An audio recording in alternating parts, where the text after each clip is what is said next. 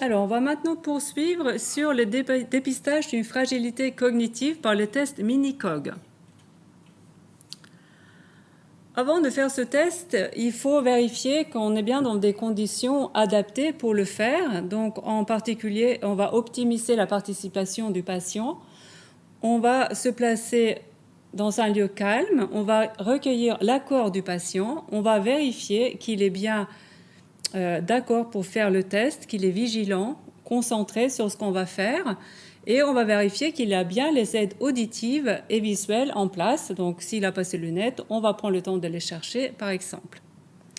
On va vérifier aussi qu'il est capable d'utiliser sa main dominante parce que dans ce test, on va lui faire un dessin d'horloge.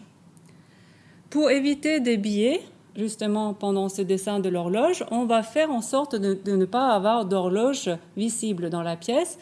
Et il ne faut pas non plus que le patient ait sa montre à sa vue. À portée de vue, oui.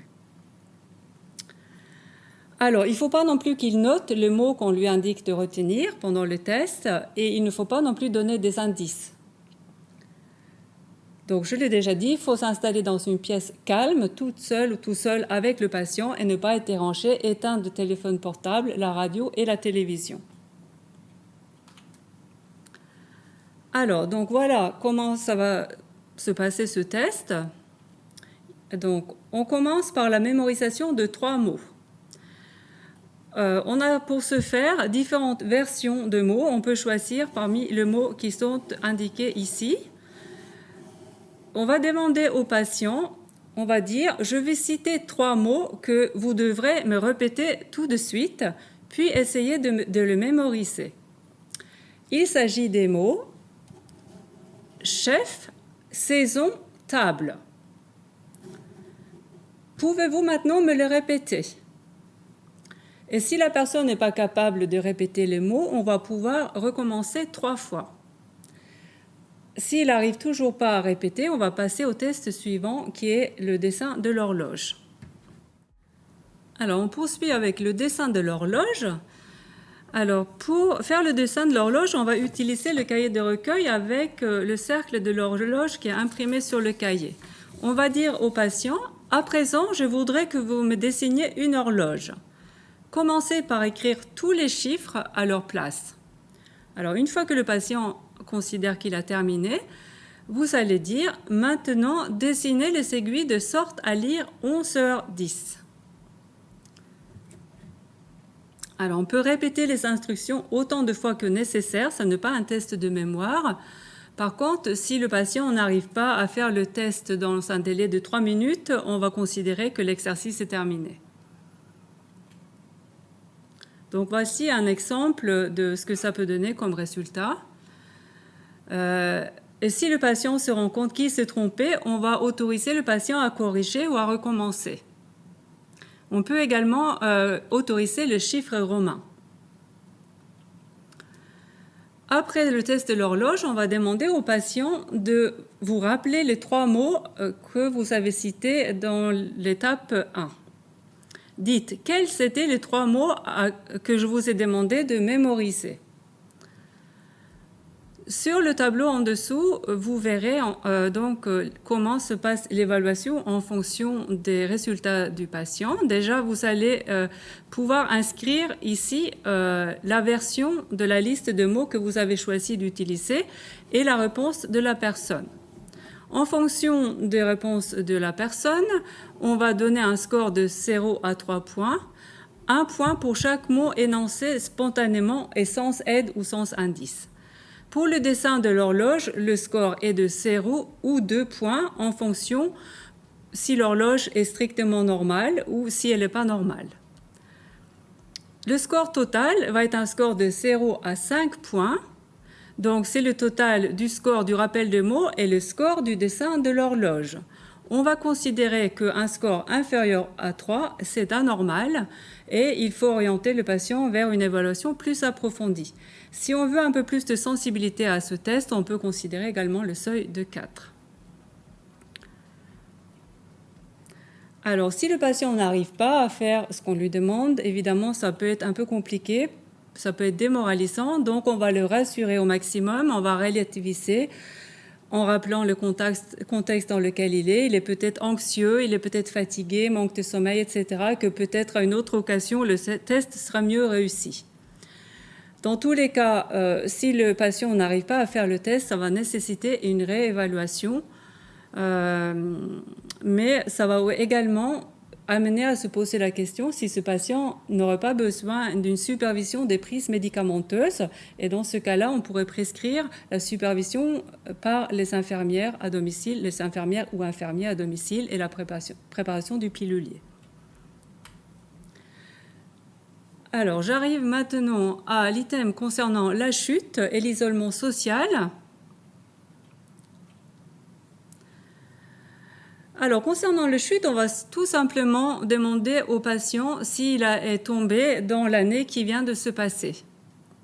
Et on va mettre le nombre de chutes sur la feuille, nombre de chutes 0 au plus. On va inscrire également s'il y a des critères de gravité par rapport à cette chute et on vous rappelle à droite les critères de gravité. Donc c'est une station au sol de plus d'1 heure, l'incapacité à se relever seul, la survenue d'un traumatisme éventuel, une fracture, une plaie ou un choc crânien. C'est le cas également si le patient est sous anticoagulant et ou si la chute entraîne une hospitalisation ou s'il y a un syndrome post-chute, c'est-à-dire que le patient a des difficultés à remarcher ensuite avec beaucoup d'anxiété. Il faut également noter en commentaire si c'est un patient qui a beaucoup de médicaments, s'il y a une polymédication, par exemple en particulier des psychotropes ou des antihypertenseurs. On peut aussi se renseigner par rapport à la supplémentation en vitamine D chez ce patient. Concernant maintenant le dépistage d'une fragilité sociale, on va également interroger le patient et observer son environnement. On va pouvoir cocher s'il vit seul, sans aidant. S'il vit seul et qu'il présente des critères de fragilité gériatrique, par exemple avec une limitation de l'activité de la vie quotidienne ou cognitive, ou s'il s'agit d'un chuteur. On peut indiquer si l'entourage est insuffisant ou si l'aidant principal ou si cette personne pour laquelle on intervient pour les dépistages est lui-même l'aidant d'une personne dépendante. On peut également indiquer si le domicile est inadapté. Enfin, il faudrait essayer de déterminer si on pense que ce patient a besoin d'une prise en charge sociale. On peut cocher oui ou non, ce qui permettra d'enclencher des interventions au domicile. Donc, par rapport à l'item social, on va donc renseigner si l'aidant familial est éloigné ou peut-être pas disponible actuellement. Renseigner éventuellement si la personne a besoin d'aide pour les courses, le ménage, la cuisine, pour prendre ses rendez-vous, pour aller aux rendez-vous médicaux, gérer ses comptes ou la prise de médicaments. On peut s'inquiéter en particulier par rapport à sa capacité visuelle et manuelle. Et donc, on regarde aussi rapidement le domicile s'il est sous différents niveaux avec des escaliers difficiles. Alors, enfin, quand on a terminé le remplissage du cahier de recueil, on va scanner le recueil, scanner le cahier, en fait, et l'envoyer par mail sécurisé au prescripteur de cette évaluation et également au médecin traitant.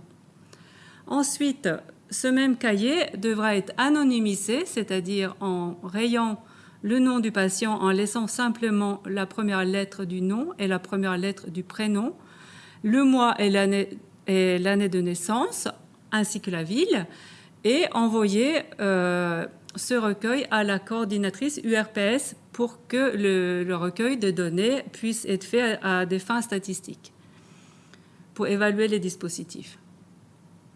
En cas de nécessité d'adresser le patient vers une diététicienne ou une assistante sociale ou un gériatre pour une évaluation gériatrique approfondie, c'est le médecin prescripteur qui prendra l'initiative pour enclencher les démarches. Ce médecin prescripteur peut éventuellement s'adresser à l'UCOGIR s'il a besoin d'aide pour orienter le patient. Dans l'avenir, on espère que les données puissent être implantées via une application mobile de télésurveillance pour le suivi des traitements oncologiques à domicile. Voilà ce qu'on avait à vous dire par rapport au recueil de données dans ce cahier et nous restons à votre entière disposition en cas de questions ou des besoins de plus d'informations.